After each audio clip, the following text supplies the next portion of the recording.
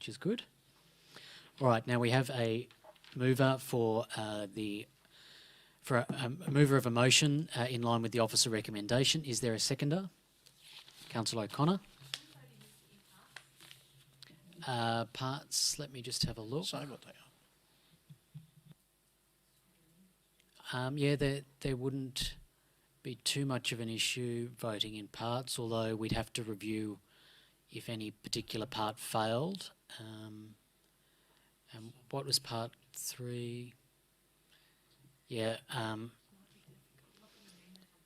I understand. Yeah, so we might consider amendments first, and then we'll come back to the question of voting in parts after any of those amendments have been considered. Any opposition? I assume so. Councillor Celli, did you wish to speak? Yep, sure. Thank you. Thank you. Through the Mayor, I move the motion to this report to recommend adoption of the current differential rating structure for 23-24 and fees and charges appendix attachment 1 for the 2023-24 annual budget. This is the first of many meetings of the budget process, and its outcome will help Council focus on the revenue estimated for the Mornington Peninsula Shire in 23-24. By adopting the differential rating structure and schedule of fees and charges, Council determined the expected revenue ahead of the next financial year 24 budget meeting that will go into determining the operational expenses, and will also provide Council with a set of working financial assumptions to help us strike the draft budget that would need to be adopted by the 30th of May. Simultaneously with the budget process, community submissions will still be open after tonight's meeting until the 15th of March and literally can be received up until Council adopts the final budget. Striking rates and charges under an environment of competing interests, rising productivity cost and competing priorities of the community for the use of Council's limited resources in the consideration of the best interests of the Shire community to achieve the Council Wellbeing Plan and also to deliver on the ground outcomes is a continual challenge that requires decisions of leadership so that the Shire remains viable and, more importantly, we continue to deliver to our community in a prudent and well-considered financial way. The Fair Go rates system sets out the maximum amount councils may increase rates in a year, and for 23-24 the rate cap has been set at 3.5% by the state government and was clearly articulated in the body of the council report. The cap applies to general rates and is calculated on the basis of council's average rates and charges. The state may call it a Fair Go rate system, but council would beg to differ on that definition, because I can tell you the trajectory on the 10-year financial plan for this Shire is not giving us a fair go at all for our community when the Shire's revenue is severely compromised by compounding loss from year to year, totalling up to $70 million over 10 years less in revenue, and yet the Shire is still expected to continue to deliver to our community projects, programs and services to a standard expected by our community without compromise, as well as absorbing continual cost shifting from the states to local government. Not very fair at all. But in regards to the user fees and charges proposed, these have been reviewed in line with increasing council fees by 7.4% based on the September 2022 quarter CPI and council benchmarking. Councillors will recall that the Mayor led a substantial briefing on the use of fees and charges and the differential rating, taking into consideration our community and user circumstances, and wherever possible we have minimised the impact to increase fees to user groups such as the specific home care, home maintenance, community transport and community not-for-profit use of our public halls and facilities. Councillors at that point in the briefing raised no issue with the rate cap of 3.5%, forming the final assumption of which the differential rates have been modelled there. So therefore I'm satisfied with the officer's recommendations. They have worked diligently to ensure that this council maintains its ability to strike and deliver a balanced budget as we work through these budget steps to develop our final cut for 2023 and 24. I commend the motion. Thank you, Councillor Celli. Councillor O'Connor, did you wish to speak? Thank you, Mayor Holland. I'll reserve the right for now. Is there any councillor wishing to speak against the motion? Councillor Bissinger?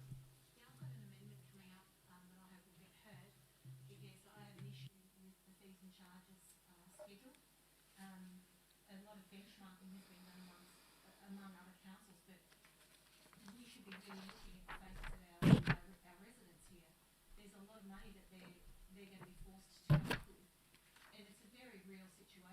got pressures coming at them from all sides.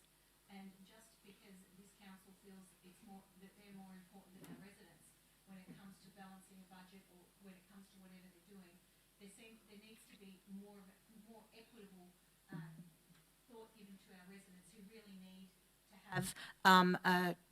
really need to have some input into this and really need to be able to feel that they're being looked after. So many of them are really struggling at this time. We've got every single thing's going up. Interest rate hike today. We've got electricity, all services going up. Every single thing you can possibly imagine is going up, and we should be very, very mindful of that, and especially with our fees and charges. The amendment I'm going to put through is that we just raise them all by the CPI. I'm not saying we don't raise them at all, but just by the CPI, because some of them are over 200%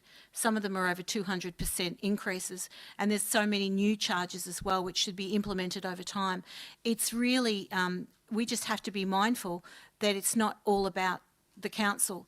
If the council is running into trouble with finding money to do things, then the council finds ways to cut the budget spends, and that's what they have to do. They have to find money to cut the budget spends and also find other streams of revenue to take some of the pressure off our ratepayers who are struggling. Like, they are really suffering at the moment, and I certainly don't want to input anything else onto them that is going to make them feel that they are just being hammered from all sides, and that's what I feel needs to be done, and that's basically the gist of my amendment. But that's what I think, that we should only raise our fees and charges by the CPI, not benchmarking against other councils, which I think is quite irrelevant. We have our own residents to look after, our own ratepayers to look after, and we shouldn't be worried about what other people are doing. We've managed to do it so far, and I don't think that adding all these, what feels like a grab for cash to a fees and charges schedule is warranted or is necessary. That's my thoughts. Thank you. Thank you, Councillor Bissinger. Did you wish to move your amendment that you flagged? Yes. All right.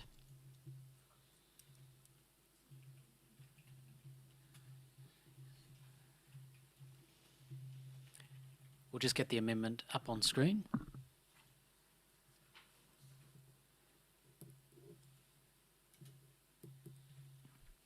Councillors, there is the amendment which is to add Part B, that all increases in fees and charges within the remit of council are kept at or below the CPI of 7.8%, and any new charges are added into the schedule in equal, where possible, increments over the next 3 years. That is moved by Councillor Bissinger. Are there any questions? Councillor Gill? Thank you. I'm taking that Councillor Bissinger would like to see a 7.8% increase in the rate cap to 7.8% to do exactly what she wants to do with even out and balance it with the fees and charges. My question to the officers is, what will be the monetary effect to community services, which is where we spend our money, and it's their money, and we spend it on their behalf for them. What would be the effect of limiting all of the fees and charges to 7.8%? And is there any particular ones that we would not be able to do because they are statutory charges? So just to clarify, Councillor Bissinger, this is not in relation to the rate cap, this is in relation to fees and charges, is that correct? Just to clarify that first. Yes. Yes, not in relation to the rate cap, and the wording in front of us does mention fees and charges. Councillor Bissinger, there is one issue in relation to the adoption of the appendix of fees and charges. So I assume the intention of your amendment is for that appendix to be edited rather than adopted, because Through the Mayor, yes. You're proposing changes to that. Right, yes. So we may need to look at the wording of that. If we can just...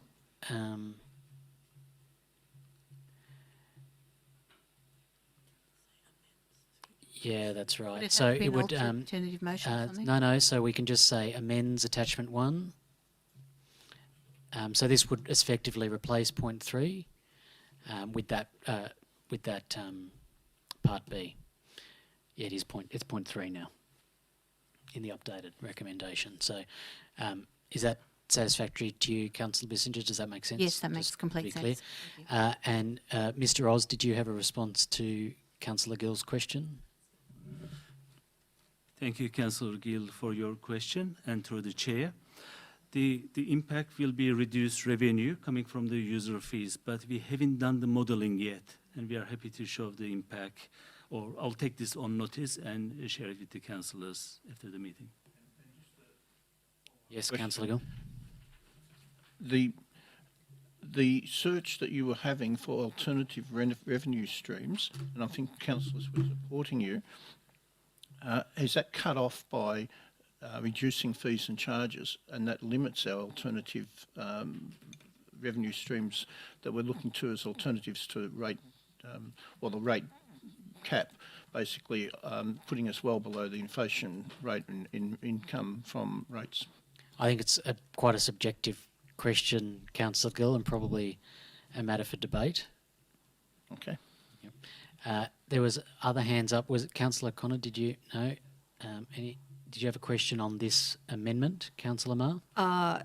Through you, Mayor, it was the same question. Oh, Mr. okay. Gill had. All right. Thank you. Can I ask a question? Of your own amendment, or Something from sure, Councillor Bissinger. Thank you, and through the Mayor. I just wanted Mr. Oz to clarify that when you talk about reducing the projected income of the fees and charges, it's the projected income. It's not going to reduce any services or anything like that. In actual fact, you're raising the cost of the fees and charges by 7.8%.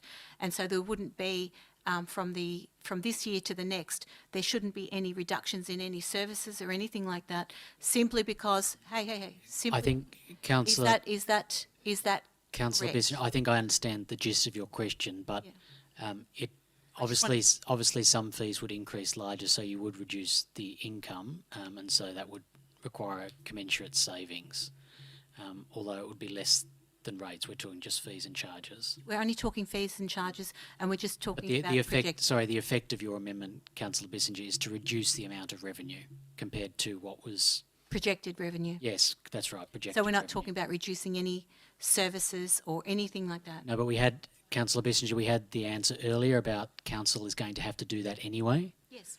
Yes, okay. Any other questions on this? Otherwise, I'm seeking a seconder for the amendment. Councillor Marsh.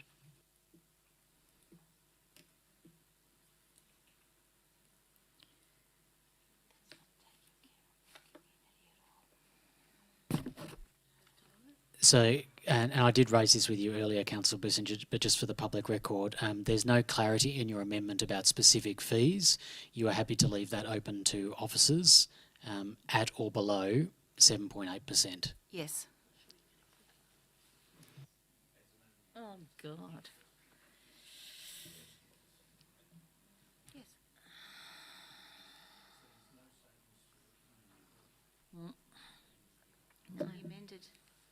To the amended schedule. No. To the amended schedule. No.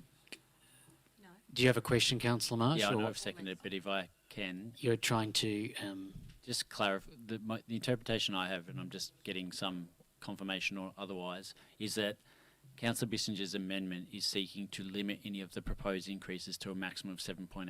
And so that's it. it would adopt attachment appendix after it's edited and nothing over 7.8%. Yeah, so if something had increased from a baseline plus 20%, it will increase by 7.8, no more.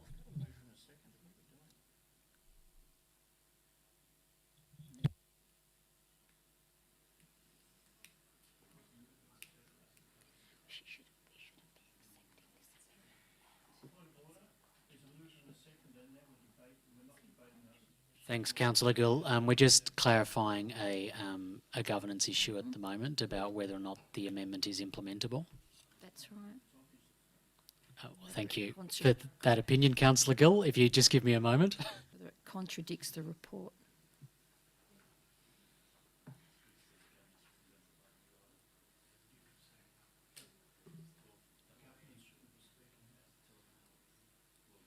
Councillor Bissinger, I think we're going to have to. The current wording is not implementable, there is too much subjectivity in the wording of the amendment.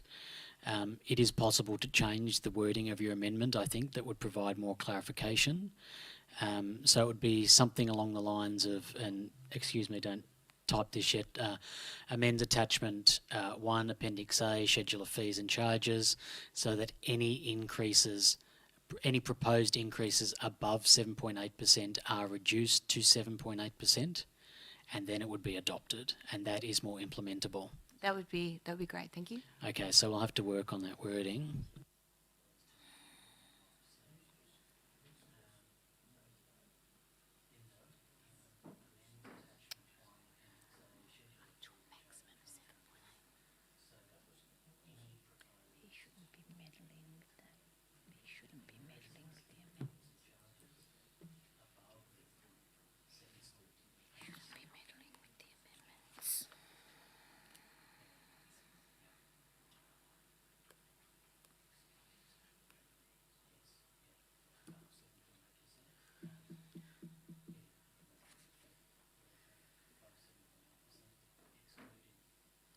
So whose amendment does this become? It's the Mayor's amendment. It's not legal because it's voted after the Yep.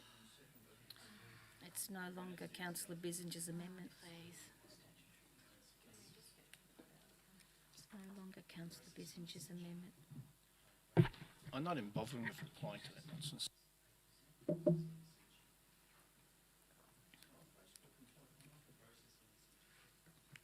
Through just through the mayor. Through the mayor, apologies. Can we just get some order in the council group? Councillors, if you can cease interjecting while this is occurring, I'd appreciate that patience. Thank you.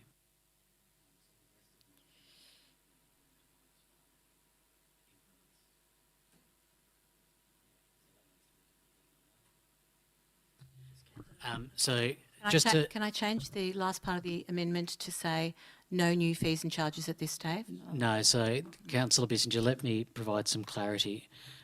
Yes, Councillor Gill, the amendment was moved and seconded. As it was moved and seconded, the amendment is not implementable and therefore the amendment is rejected. What I'm doing is assisting the councillor group with potential wording that could be implementable, and it can be agreed to if the mover and seconder agree to the change in wording, even though we have already entered debate. So that is the governance process. I can't take any questions, Councillor O'Connor. I can take a point of order. It is different. Councillor Bissinger, is that wording acceptable to you? The wording's acceptable. Thank you. Councillor Marsh as the seconder, you could just turn your microphone on. Yes, Mayor Helen, thanks. So, councillors, we have an altered amendment in front of us. There's been a mover and a seconder. The wording has changed so that it is acceptable and implementable. The mover and seconder of the motion have agreed to the change in wording, and we can now enter debate. Councillor Bissinger, did you wish to open? Thank you, and through the Mayor. This is a very difficult time for our communities at large, and we should try and minimise the additional burdens we are putting on our ratepayers. There'll already be probably some kind of increase to their rates, which is going to probably make a significant difference to their household income. And it's very hard to justify additional fees and charges when we have managed not to until this point. We've got been able to provide all the services necessary on the fees we've been charging, and anything over the CPI would indicate that it's purely an accounting purpose to get more money from our ratepayers. Benchmarking to me is not necessarily the ideal way to go, because we haven't had serious benchmarking to this point. If we had have had benchmarking every year, we wouldn't come to such huge amounts that have to, a huge difference that has to be overcome. There's many different things that we have to sort of overcome as a council, but there's also very many things that our ratepayers have to overcome within their own households, and we shouldn't be, if we can avoid putting extra burdens on them, that's what we should be looking at. We've got particular ones in the animal management category that were quite shocking to me. You know, a release fee on a dog going from $56 Point of order, to Mayor. $202. Councillor And- Bissinger, if the clock can be paused, please. Councillor Marsh, a point of We order. have a councillor that continually is interjecting all evening, and it's not appropriate that the councillor is trying to debate and they're not able to be heard without interruptions. Councillor Gill, I know you. I understand, but I can hear you even though your microphone is off because I'm in the same room as you. If I could just ask councillors to respectfully listen to their colleagues while they're debating. Interjections, even though they can't be heard on the live stream or via microphones, can be unhelpful to those that are speaking at the time. We'll resume the clock. Councillor Bissinger. Thank you, through the Mayor. So I was just saying that a dog release fee's gone from $56 to $202. All I see there is small children looking to their parents to get their dog back who accidentally ran away during a storm or during fireworks, and they couldn't locate it, not realising it would be in the pound. Days can add up. Then you've got the release fee, and then you've got additional charges on top of that for how many days they are looking after it at the pound. These are not easy conversations that a parent has to have with a child, and I think they're unnecessary, and I think we should be able to do something to mitigate those. That's how I particularly feel about it. With the library, for example, the cost of, if you lose a book, is $75 flat rate. I'm sure that is quite difficult for some people who are in circumstances that they have to all of a sudden come up with $75 for a book that may only retail for $15. It's quite unusual. There's a whole lot of fees and charges that come with that. The cost of them hasn't increased as much, and yet we're trying, because we are attempting to benchmark against other councils, somehow feeling that they know better than everybody else, that is something that we should really consider. Now, I'm not for benchmarking. I'm sort of saying, if we have managed to, especially like just for example with the animal management, we've managed to raise or maintain a profit on this whole animal management thing, and then to expect people to be forced to pay additional money for when there's no other justification except the benchmarking excuse, then I'm not for it, and I don't think it's fair on our community.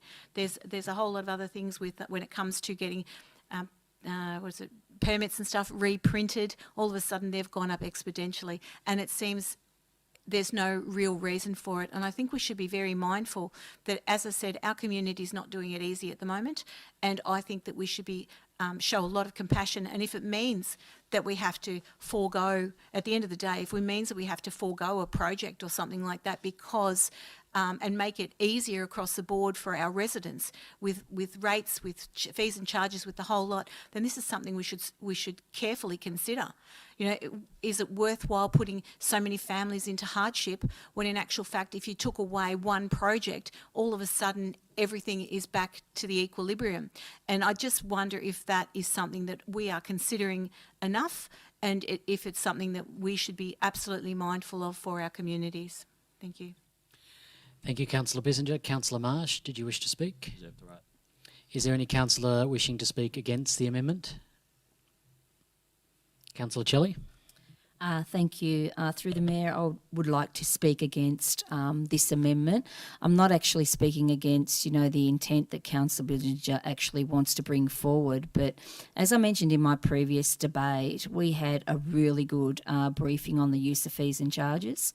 Last week we went through each line item by line item. We discussed each line item by line item, and I just cannot support this amendment because it would totally wipe the floor with any of those really good discussions that we had with the council group and the officers to actually have a really good look at on increasing and decreasing certain classes of user fees and charges. What concerns me is I don't want to revert back to the increase or any increase that we managed to remove for the specific home care the home maintenance, the community transport, and also we were particularly concerned that our not-for-profit groups and charities were not going to be overcharged using our public halls and facilities. So if we're going to go back to that original draft and start with the clean slate and go through and put all of the user fees and charges at 7.8%, we have lost hours from our briefing, and frankly, it just would not work for our community at all. And I'm not prepared to lose the fee increases that were removed from the particular cohorts in our community who cannot afford extra increases at all, whether it's a 7.8 increase. Who does win actually through all of this is actually the commercial businesses. They win.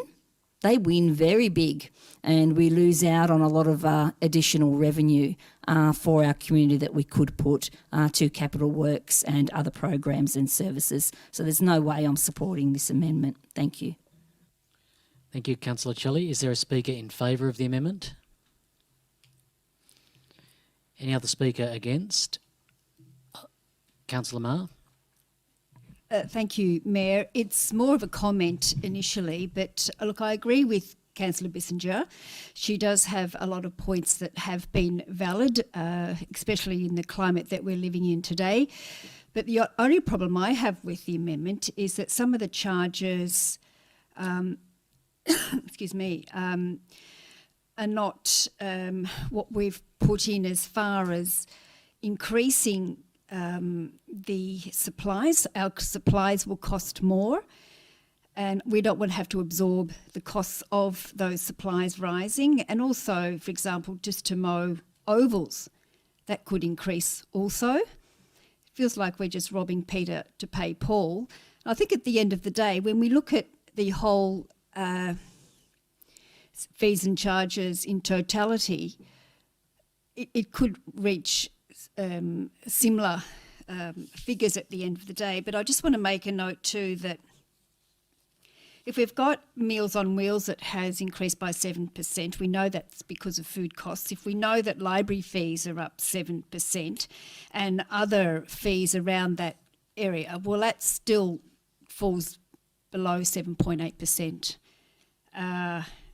But yeah, I just find it hard to actually go back at this point and go all over it again. So I'm happy to not support this amendment at this point. Thank you. Thank you, Councillor Marr. Councillor Marsh, did you wish to exercise your right? If everyone else is done, sure. Is there any speaker in favour of the amendment? Any speaker against the amendment? Councillor Gill. Now I just have to summarise all the other things I shouldn't have said. Thank you. This alternative to the officer recommendation actually is not consistent with what we heard from Councillor Bissinger and what we've heard from other councillors, that they want to find other sources of revenue. So what we're doing here is going back to a blanket over charges and fees that I think our community expect us to look at carefully and go over carefully and look at each particular one and change them according to what is the best outcome in terms of income and also for our community where there are higher charges than would be necessary. What Councillor Bissinger is proposing and the seconder is proposing is that you just ignore that and you put a blanket over charges so that there's nothing more than 7.8%. To me, that is not a consistent way when both of those people, the mover and the seconder, have consistently said in this council and today that they're looking for alternative sources of revenue. Well, we did that very carefully. We did that with them in the room, and we did it to ensure that we were starting to get a little bit, only a small margin, away from being one of the lowest rating councils in Victoria. We started off on a low base. we're desperate to find other sources of revenue. The idea that you can do it just out of nowhere, and no one's coming up with consistent ideas, and as soon as you have a proposal to actually find an alternative revenue source, where 11 councillors, 10 at the time, look at all elected to represent the community, and we go around the table and we look at all the fees and charges. We turned the pages and looked at each one. Now we're just doing a blanket. And that to me, and I mean, I know there might be an argument to say it's not a total blanket because you're just bringing it all down to 7.8 and nothing over it.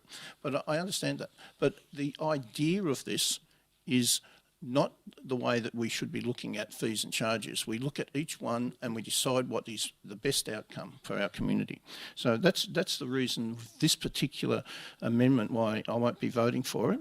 We have 2,800 people putting in submissions and we're reducing our income.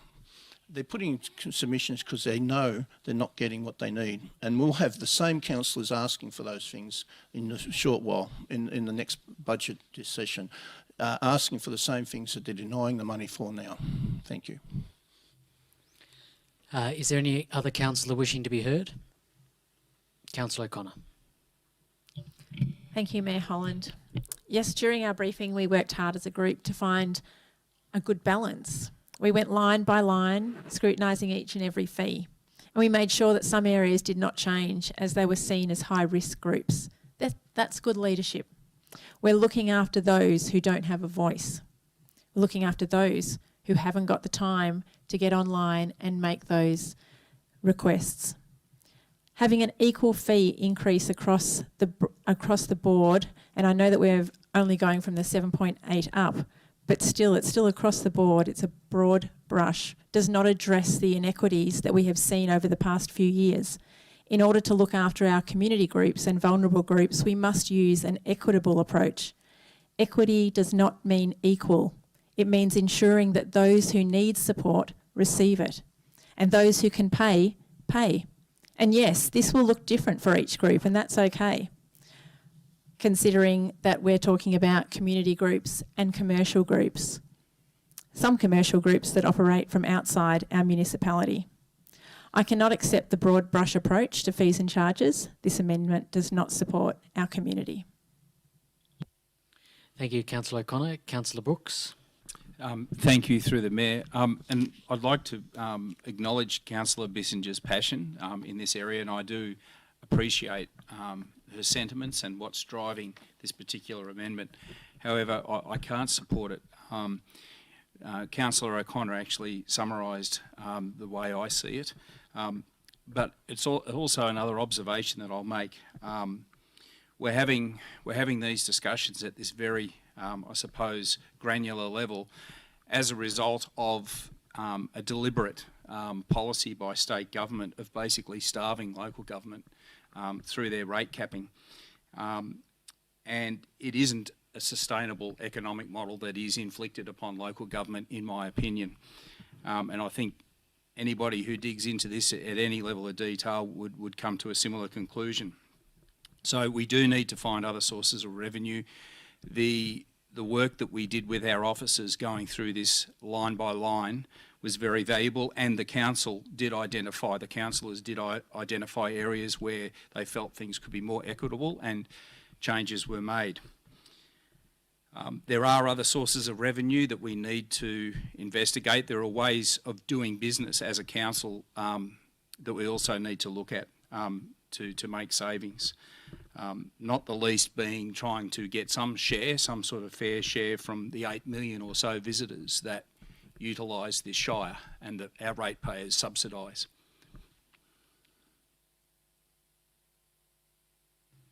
Thank you, Councillor Brooks. Councillor Marsh, did you wish to speak? Thanks, Mayor Holland. I'm a little bit confused by some of the comments, so I'll just refer to the ones that I understood. I think I supported the motion because I wanted to trigger debate, and I think it has been changed to a way that's a little bit more understandable and probably a little bit more acceptable. I think Councillor Bissinger has ultimately basically just said that I accept the fees and charges as proposed, but want to cap increases to inflation. That seems quite reasonable to me, because to go any higher would suggest that last year we dropped the ball. As in, if we have to increase a fee, and one that stands out to me is a footpath trading permit by 300%, did we just not look at that last year? Did we drop the ball when we had this process last year? Because if we didn't, we should have picked that up then, and these should be incremental changes over time, not these massive multi-100% increases. And I think at a time like this, particularly for those small businesses, particularly trying to get trading permits, a 300% increase is just not appropriate. Councillor Bissinger was very vocal in that briefing and gave these opinions there. And I think it's interesting that we're sort of pretending that those briefings are where we make the decisions, but the people that are making these claims tonight are the same councillors that will be the first to tell us we don't make decisions in briefings behind closed doors. So I found that a little bit interesting to hear here tonight. It's not an equal increase, it is a cap, sorry. So we're not just saying let's just increase everything by 7.8%. Some things have gone down, some things will increase by less. It's literally just putting a cap in line with inflation. So on that basis, I will support the amendment. And I guess just to address some of the comments we just heard, it seems to be an acknowledgement that we're propping up fees and charges to make up for the fact that we can't charge more on rates. And I think that language is concerning. And I'm sick of hearing revenue when we pretend that we're not a business. We're here to deliver for the community, but this is their money. We're taking money from the community to do that. And I think that gets lost in this debate. Thanks. Thank you, Councillor Marsh. Did any other councillor wish to speak? No? All right, that is debate closed, and I will put the matter to the vote. No, it's an amendment. There is no closure of debate from the mover. I'll put the matter to the vote. All those in favour? By Against? division, please. By division. Councillor Marsh has requested a division. All those in favour, please stand. Councillor Marsh, Councillor Dixon, Councillor Bissinger. All those against, please stand. Councillor Gill, Councillor O'Connor, Councillor Marr, Councillor Brooks, Councillor Kelly, Councillor Holland. The amendment is lost.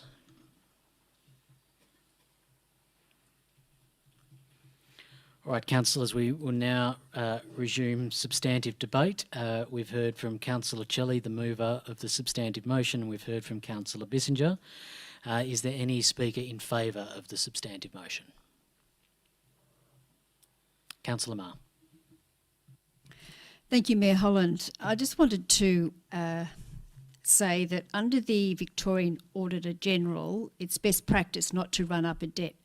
So therefore, the Mornington Peninsula Shire Council does deliver a balanced budget every year. The Auditor General will provide a number of warnings before the state government will step in if we are not doing that. So what do? Raising the rate to the maximum of 3.5% is actually a controlling method within itself. So we could agree that we are acting in principle and aligns with the local government as best practice.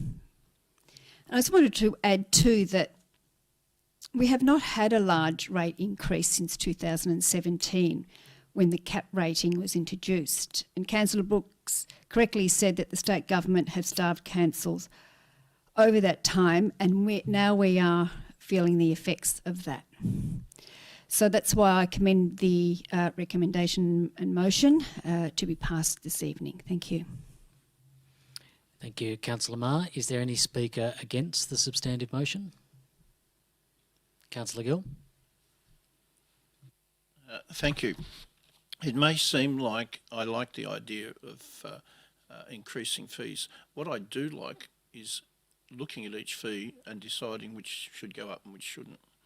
I am not happy with bathing box fees, Mount Martha golf course fees, I'll leave out the word fee, foreshore camping, statutory planning fees for no service, which I've brought up in this council, fees for removal of weed and dangerous trees, where people are willing to pay for those tree removals, and then they cop a permit fee. They're doing the community a favour, but they cop a fee. fees for green bins, not encouraging our basic policies. Fees for, or some of the fees for building, I won't go into detail there because I'll take a paragraph. Community event fees, I don't like the way that we do them. Community hall fees, our community is very upset with community hall fees for the small things like weekly or monthly meetings. These are the things that I don't like. The 300% increase in the footpath fee for commercial operators, I'm not sure, but it's one that I would be wanting to look at more. But councillors who mentioned this before are right. We have had opportunities. I will always say this is the time where you stand up and be counted, and I've never said otherwise. These are the times where you say what you think and you stick to it and you don't look for a headline, because this is affecting our community. The headlines will come and they won't be pretty for any council, because that's the nature of some newspapers. But I'm looking at what is good for our community. I'm not looking at that. I'm not interested in that. The real thing that we have to worry about here, the reality, is things like a 40% increase in building costs for this council when we do every single project. Our community are not well off with infrastructure because we've wasted decades, 100 years, 10 decades probably, by being a low rating, low charging council compared to the councils that were high rating, like Frankston Council, who can laugh at us now because their 3.5% increase is a huge amount of millions of dollars extra for them because they've got a high base over many years, and we've got such a low base that we are in a painful situation. People who now want to make up for that by charging less are only making it difficult. Now is always the best time to do those projects, not another time. Those last few years were low interest times when we were still low rating. It was ridiculous. We didn't borrow. That was ridiculous. And now we're paying costs. Councillor Gill, your time has elapsed. Is there any speaker in favour of the motion? Against? Councillor Marsh? I think I have to seek leave to move a second amendment because I seconded the first one. You will have to seek leave, yes. So we'll have a procedural motion.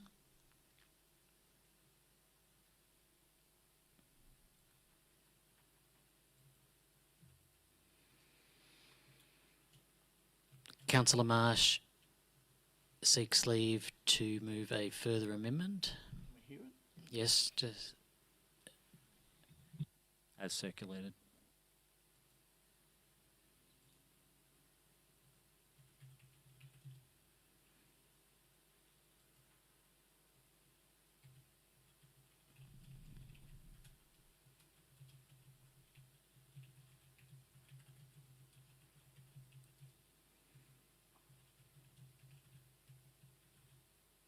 moved by Councillor Marsh.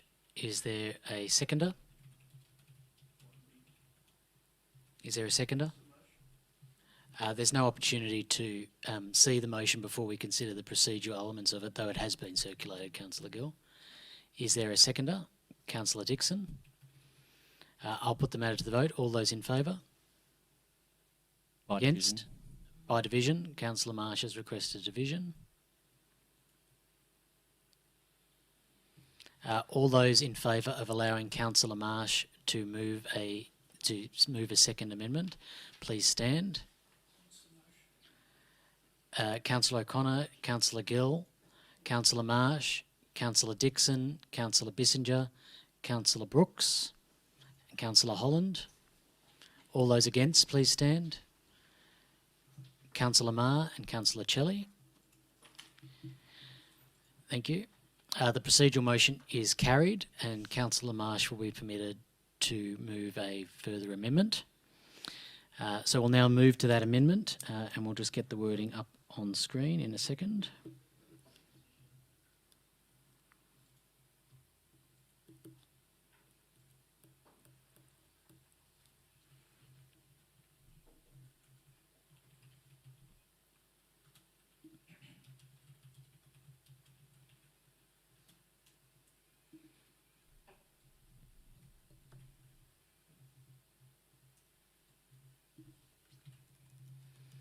So, councillors, that is the wording in front of us, which would change, in effect, point 2 of the substantive motion. So we replace point 2 with that council adopts a 0% average rate increase for the financial year 2023-2024 budget. Moved by Councillor Marsh. Are there any questions on that amendment? Otherwise, I'm seeking a seconder for the amendment. Is there a Councillor Gill to second? Councillor Marsh, did you wish to open debate? Thanks, Mayor Holland, and thank you, Councillor Gill. I guess the first thing I'll comment on, it's interesting that a couple of councillors chose not to let me move this when we've had significant... Thank you. We'll just stop the clock if we can. Point of order, Councillor Shelley. Councillor Marsh, did you wish to withdraw the comment? I don't wish to withdraw the comment. So, Councillor Marsh, if you can just refrain from passing judgment about all the way councillors may or may not vote on procedural items. It's up to individual councillors how they wish to vote. So, if you can not pass judgment, that would be helpful. So the first... You can restart the clock. Thanks, Councillor Marsh. Thanks, Mayor Holland. I will just respond to a comment from the previous debate, just because it's something I forgot to address. And personally, and I won't comment on what other councillors have said, but I've always referenced getting additional revenue from other sources beyond our community, that being specifically bed tax and paid parking for tourists. So I just wanted to make that clear. I have never said let's push up fees and charges to supplement a reduction in rates.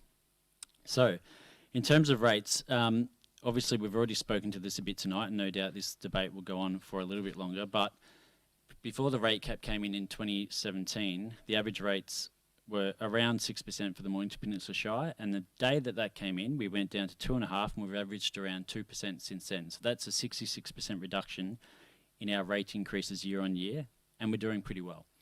You can always increase rates more, and the reason why the state government implemented that system was what they called a fair go system, was to prevent councillors effectively gouging their communities. And not saying that's what we did, but it's to make sure that there is a reasonable level or cap that councils can raise rates to. The interesting thing for us is that we've raised it, I believe, by the rate cap every single year since. And by that I mean we've raised rates by the maximum legally permitted amount every year since the implementation of the rate capping system. And this year, if this gets up, the recommendation gets up, that will be the biggest rate increase we've had in 8 years. And while I generally understand the commentary around it's only 3.5 when inflation is higher, that's true, but I don't see responsible spending from this group every year when we go through the budget process. So I'm not ready, or I'm not effectively going to endorse us taking more money that we can spend in a similar way. There is so many discretionary projects that this council commits to that we don't need to. And I'm not seeing the tightening of the belt that we see our businesses and our households do every single day in the current economic climate we have. Our councillors will probably realise, and if you don't, I'll let you know, that the RBA again increased interest rates again today. I'm not sure how many consecutive times that is, but I think they've gone up something like 200% from what they were previously on a mortgage. We have people that are paying more for gas, more for electricity, more for petrol, wages haven't gone up. And now, instead of helping them with that burden, we're adding to it by increasing their rates. We've had ample opportunity to seek alternate funding streams, and it is good to see these are progressing, but they could have progressed faster. So seeing the delay in that is frustrating me to think that we seem to think money grows on a tree. We can just increase rates. We've got a captive market. No one can say, no, I'm not going to pay your rates. Well, they can try, but we can obviously do something in response to that. And then we figure out how we're going to spend it. What I'm saying is let's look at making savings and try to reduce that burden on our community, because we're not here to run a business, and I get told this all the time, so it's quite contradictory to hear the revenue top line comments that we're hearing tonight, because ultimately it's not our money. We are spending the money of the ratepayers that live in our community, and yes, we're here to deliver for them, but ultimately it's their money, and just increasing rates because we can is not the right thing to do. And I'm yet to hear any argument to say why we can't find savings to not do that. The other comment we heard tonight, and it's something we hear every year, is the cumulative impact on revenue over a 10-year period. And I should say, my comments tonight are no reflection on our finance team. To Mr. Oz, Mr. Schubert, you do your job and you do it extremely well. This is all aimed at this group and what we choose to spend money on and whether we choose to raise more money. But that $60 million impact, you can look at it as an impact to our revenue, or you can look at it as a saving to our community. It's the same amount of money to the same people. Our shareholders and our customers are the same people. It's very different to a business. And as I say, revenue comes out as a word tonight when it's used against me in other conversations when we talk about running a bit more fiscally responsible as a business. So it's very interesting to hear the contradictions there. And basically, you know, we're here crying poor, and we're saying that the rate cap is causing an issue on our financials, and yet we're making a surplus year after year. And as we heard a councillor say before, and then we spend it. We don't need to spend it. We don't need the surplus. Let's just start making some savings and let the community keep that money in their pocket, so those that are vulnerable in our community can figure out what they do with that. They pay their mortgage, they pay their food, or they buy their groceries. So I don't support a rate increase this year, as I didn't last year, and I didn't the year before, and I probably won't next year. Thank you. Thank you, Councillor Marsh. Our seconder, Councillor Gill, did you wish to speak?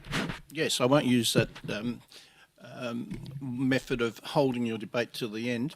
I think we should be going through supporter and against, and not having that ability, even after many times people have been asked to speak for. My position on this is, finally, I can agree with something. If the state government, who makes mandatory the rate cap, had any semblance of savings, rate caps, any cap, nothing at all, anywhere, because they know that the only thing that comes out of this is they look good, they've done what some councillors believe in, and the community suffers. And who's blamed for that? The council. The council won't be able to provide the services, the council won't be able to provide the buildings, let's just look at it, sports clubs, what's happening there, kinders, what's happening there, all sorts of clubs. It doesn't matter what you talk about, 2,800 people have put in submissions, and clubs put in submissions. That basically is all of our community represented in those, because the few people that don't have anything to do with community don't believe that they get anything from rates.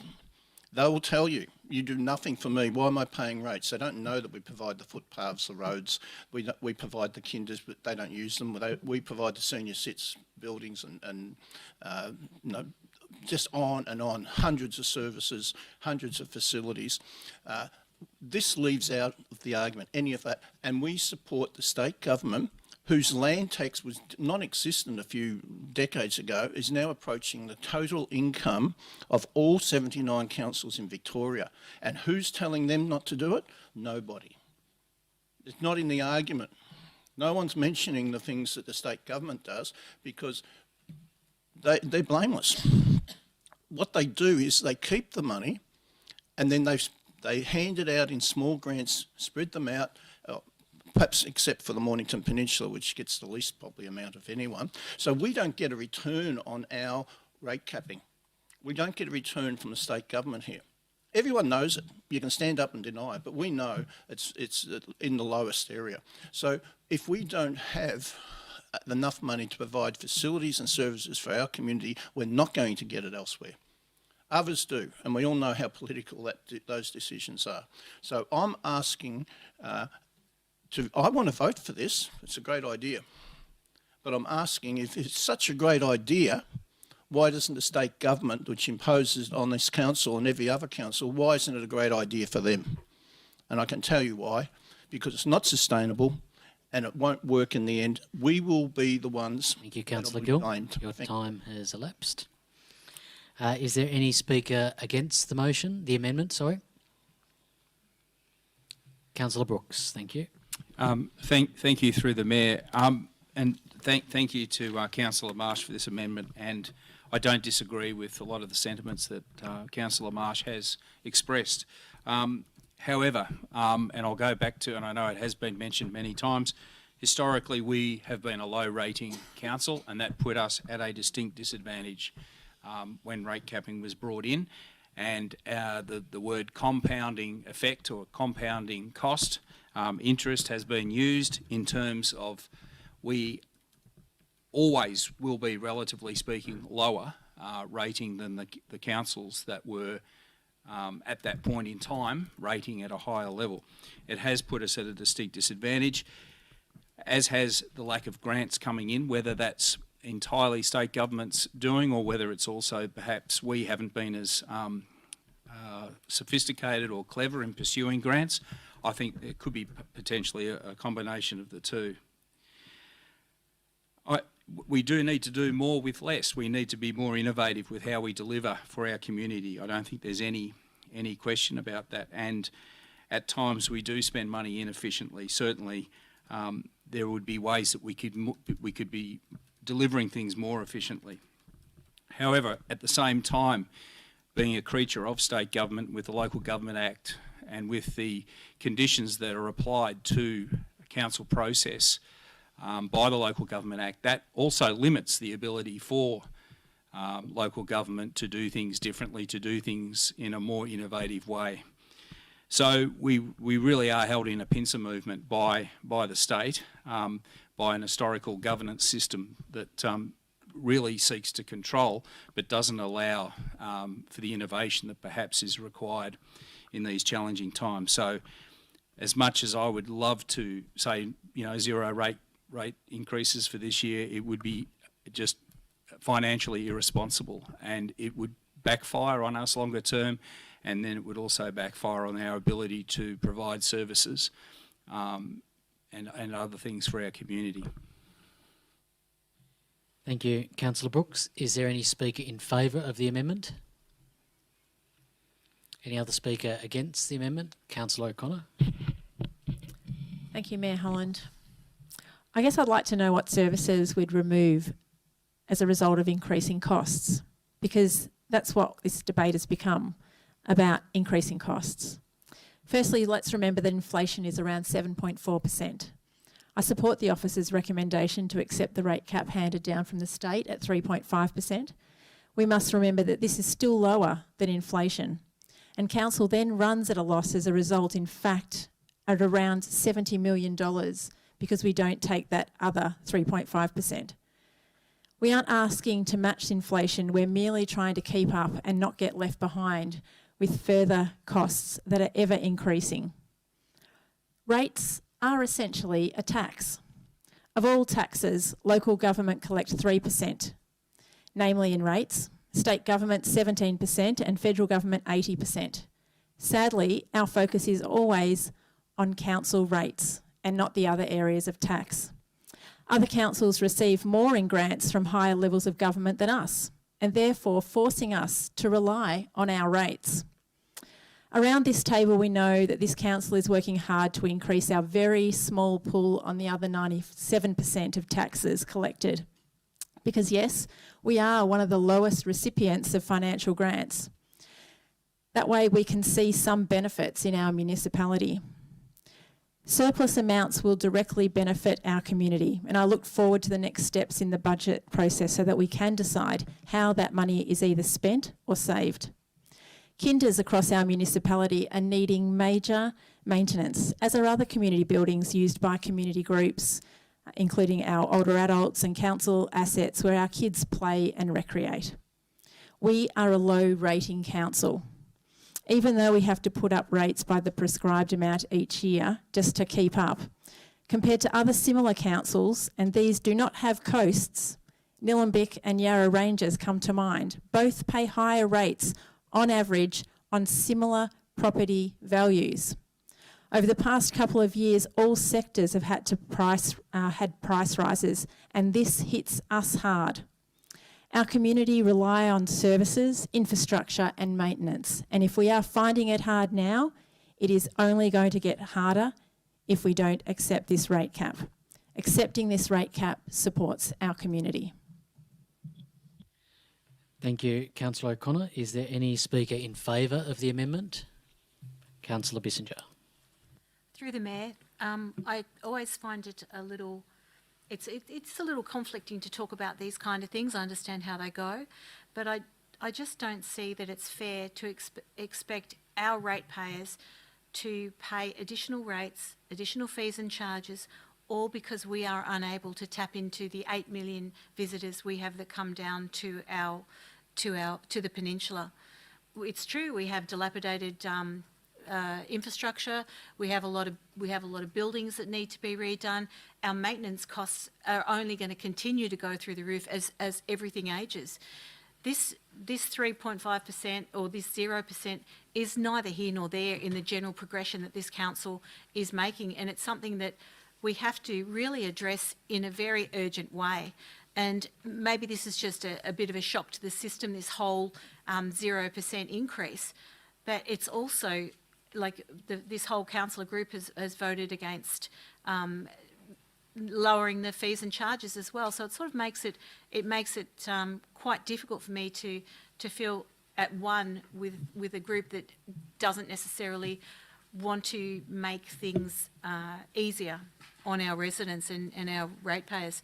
Until we can get a grip on how to get some money into this organisation, then we're going to end up in a worse situation every year. If the cost of living's at 7.8, we're only getting maximum 3.5. You can tell that it's just going to go downhill. I suggested some time ago to a few of the councillors that we just cut off all capital works. It's great for everyone to have their dream of having a building put somewhere or something done. It's great to have all those dreams. It's great to have your 2,800 submissions about what you'd like to see done. But in reality, how many of those will be done? How many of those will we have the funding for?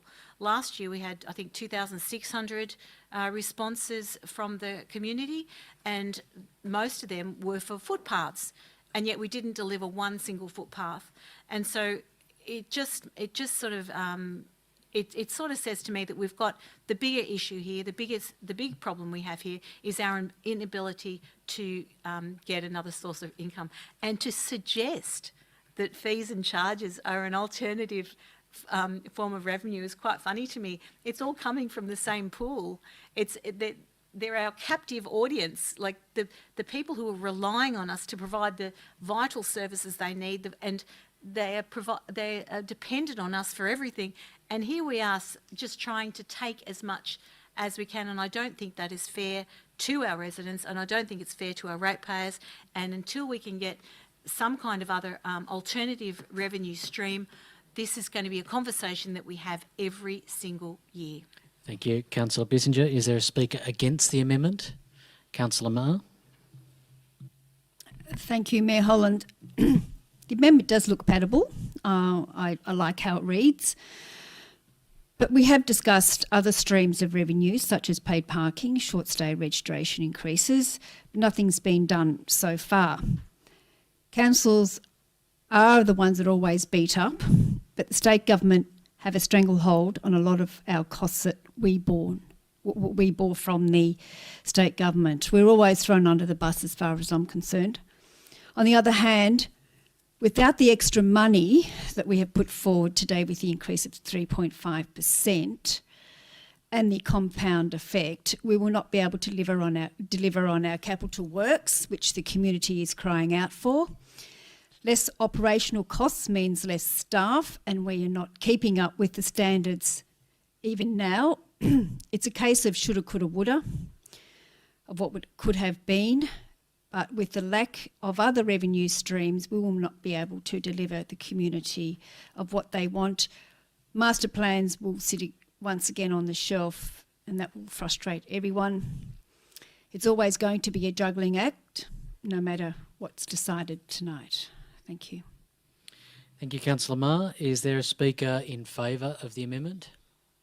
Any other speaker against the amendment? Councillor Shelley?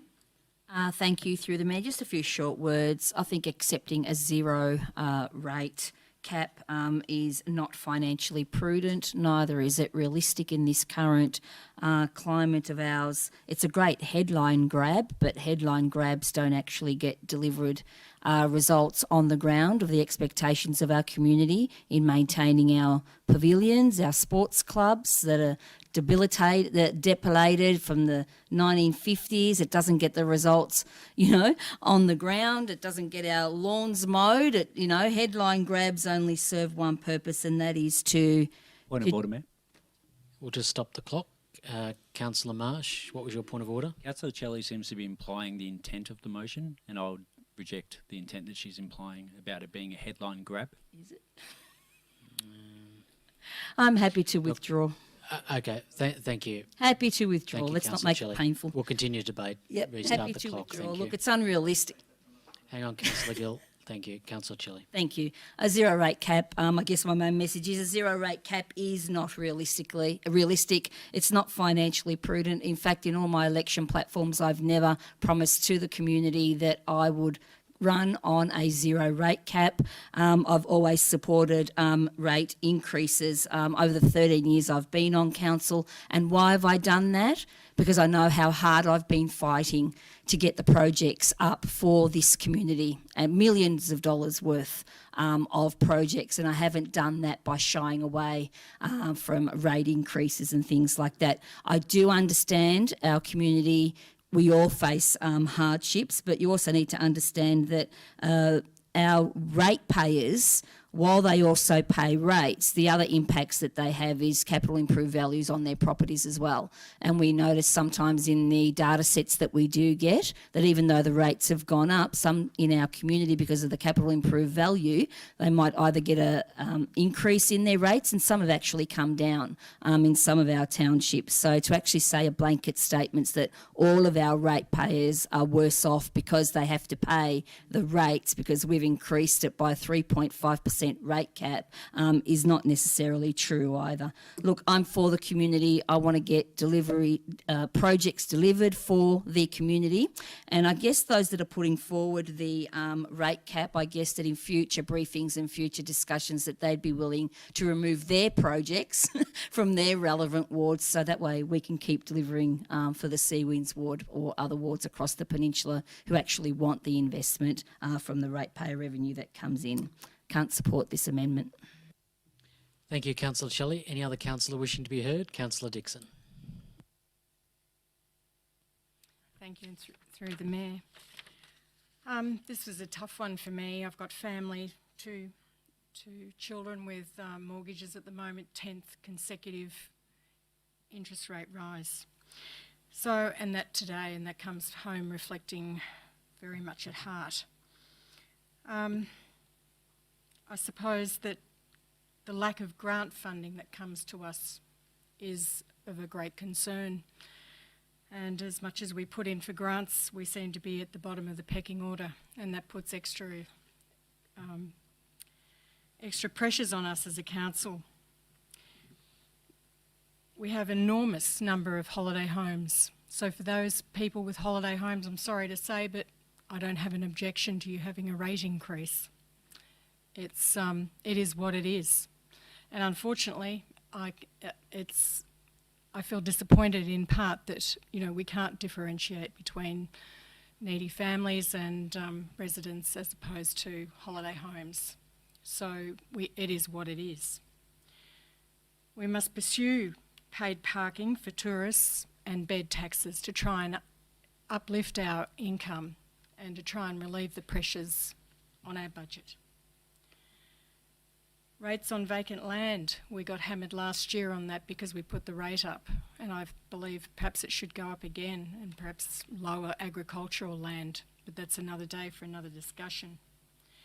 If we don't have a rate, if we don't increase our rate capping, what happens to our Bitton Memorial Hall? What happens to Hastings master plan that's so desperately needed?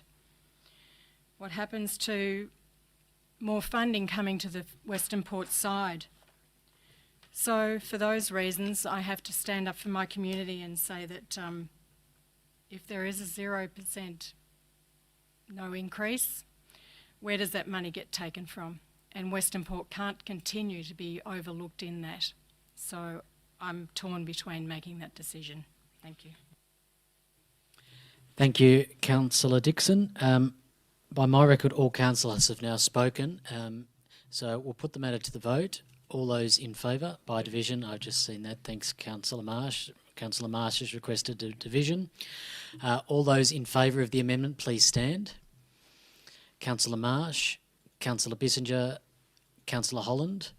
All those against, please stand.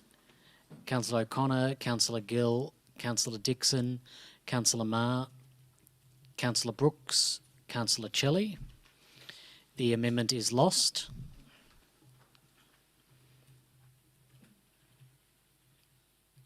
Division requested by Councillor Marsh. Councillors, we will now return to the substantive motion as moved by Councillor Shelley. So we've had Councillor Shelley speak, Councillor Bissinger, Councillor Marr and Councillor Gill, who was against, although I'm not too sure it came out that way. So I'll now take a speaker in favour for the substantive motion. Is there a speaker in favour? Yes, Councillor Shelley moved the substantive motion. Is there a speaker? Is there a speaker in favour? Is there any other speaker against the Councillor Marsh? Thank you. Thanks, Mayor Holland. I'll just reiterate some of the points again that have already been sort of said, so I won't spend too much time. But my amendment, which has now been lost, and I won't be supporting the substantive on that basis, was taking into account the fact that everything's going up, and if we add to that, we're just making that problem worse. And as I said before, our customer is our shareholder. They're the same people, it's their money. And I think councillors are very eager and willing and seem to have no problem finding new ways to spend money whenever we find a surplus. So it's basically saying, let's tighten the belt and then find ways to make savings, because there's clearly ways to make savings. We've done it in the past and we could do it again.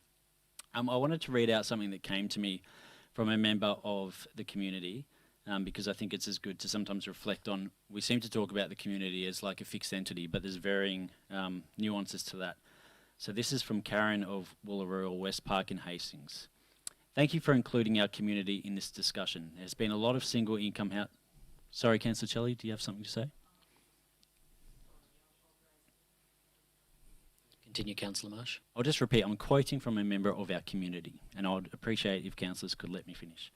Thank you for including our community in this discussion. There's been a lot of single income households here, and the increasing financial pressures many families are experiencing right now, including high mortgage rates, rents, groceries, utilities, insurances, etc., are overwhelming. More people are experiencing housing stress, affordability, poor housing conditions, shared housing, homelessness, etc., and more people are seeking support from community services.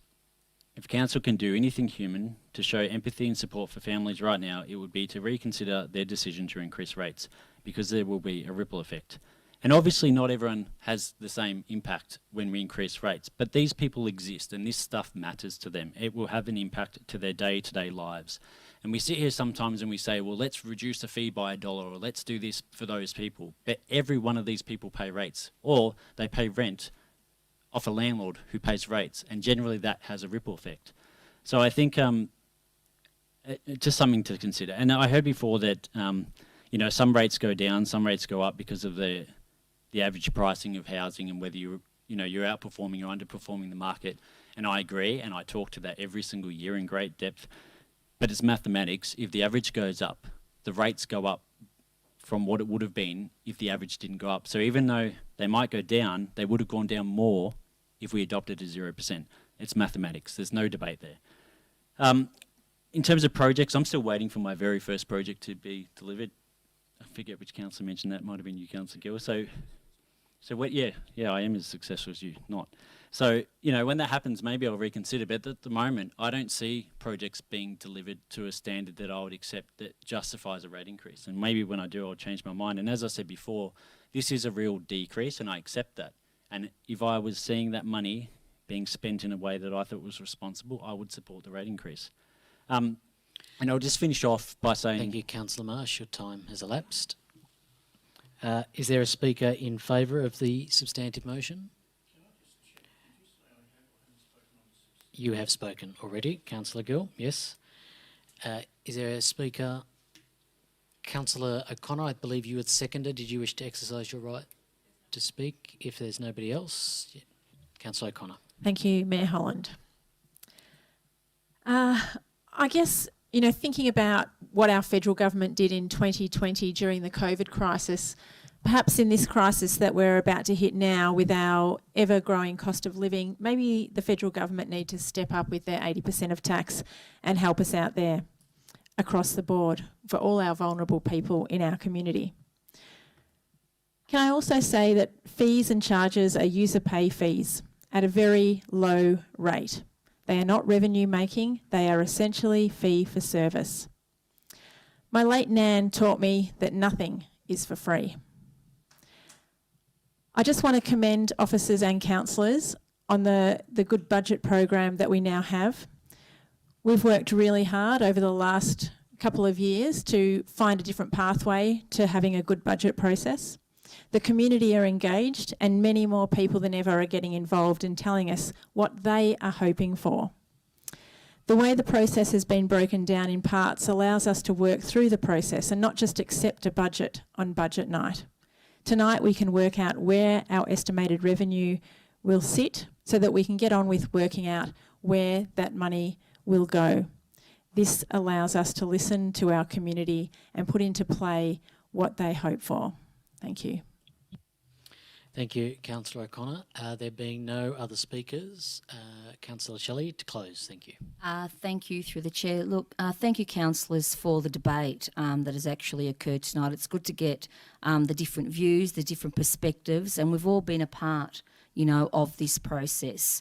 A lot has been said around the table. Thank you, Councillor O'Connor, for speaking so well to the points there about let's look at the federal government, and Councillor Gill, let's look at the state government as well. And, you know, local government does get a fair whack on the head when it comes to the rates. So we're always in the spotlight that we're, you know, raising at 3.5%. But a lot of the community doesn't realise that we are under the rate capping regime, and we do have some serious considerations, you know, to sort of work through methodically when the officers present to us the 10-year financial plan and the trajectory that we're looking at under the rate capping regime, and trying to balance that so that we can deliver to our community the operations, the capital works, the priority works, the programs and services that they want and they need, while trying to deliver a surplus, while also trying to deliver a balanced budget,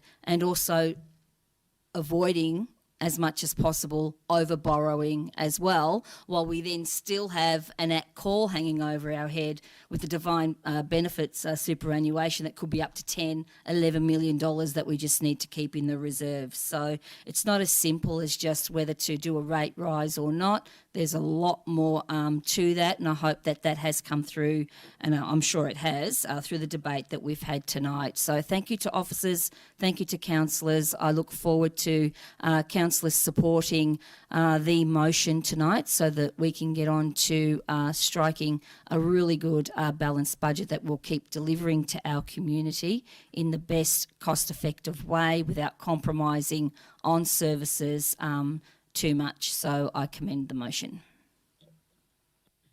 Thank you, Councillor Shelley. That concludes debate. Go away, Siri. Sorry. I've had a request to vote in parts. Now, I can accept the request insofar as we separate part 1 to 2 and 3. So there would be a vote on part 1 and then a vote on parts 2 and 3 combined, which relates to rates and then fees and charges.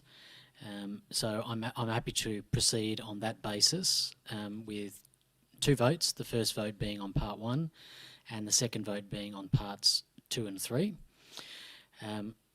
Does any... Thank you. That was what I was going to ask next. We'll do both votes by division, which is helpful. So the first part, yes, we'll have that in front of us. So the first part that we're voting on is number 1, adopts the current differential rating structure, which is our rating strategy for 23-24 as per the table. So we'll conduct this vote by division as requested by Councillor Shelley.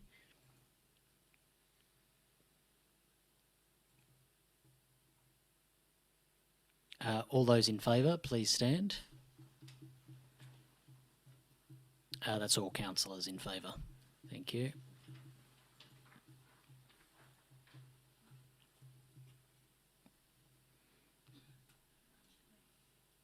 Councillor Shelley requested. Thank you.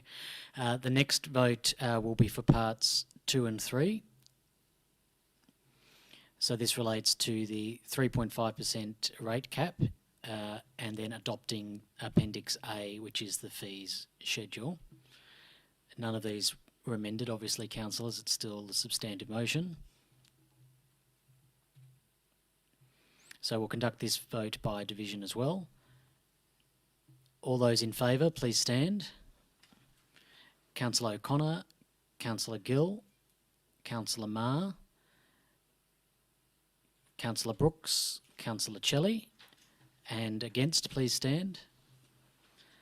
Councillor Marsh, Councillor Dixon, Councillor Bissinger, Councillor Holland. The motion is carried. Thank you, councillors. That's requested by Councillor Shelley. And in particular, many thanks to Mr Belent Oz and Mr Mark Schubert for presenting this evening. Regardless of the decisions made in the chamber, we certainly appreciate the work that goes into preparing a budget such as this, and we welcome you back for the next budget meeting. Your recall of facts and figures is second to none.